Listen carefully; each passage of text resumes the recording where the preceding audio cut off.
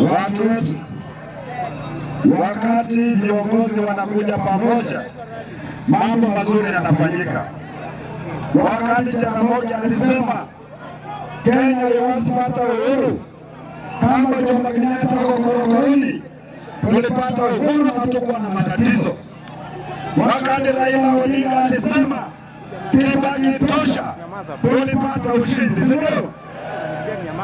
Wakati Uhuru aliwachia Kibaki akapata ushindi. Mimi mbele yenu ya leo nataka kusema kwamba jamii yetu ya Waluhya tumebarikiwa sana.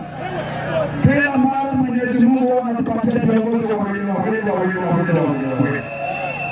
Hawa viongozi wawili hakuna yule amekubali akasapoti mwingine.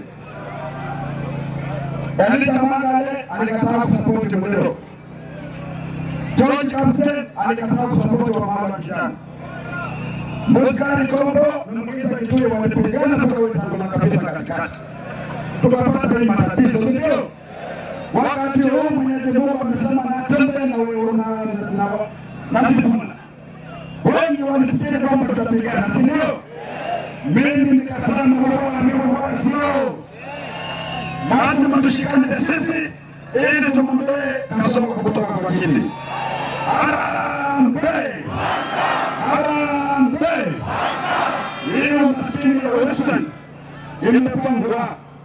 Wameuza soya, wameuza munyasi, wameuza pandi pepa, wameuza kitinda, wameuza kiharisi zote. Wala ambao wanaweka signature ni wale viongozi wetu ambao wako mbele. Leo hii watu wetu tunaanza uongozi mpya. Wewe ndio leadership ndio. Na mzee Kombo ameweka mkono. Sisi tukiambia Ruto shafanya kazi anakasirika.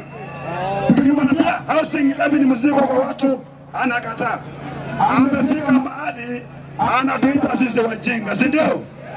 Sisi tumesema tuchukue uongozi, kwenda tuondoe mambo ya housing levy, tuondoe mambo ya SHA, tuondoe mambo ya capitation hii, tujaze ijayo watoto wetu wasome bila malipo. Tuko pamoja watu wetu.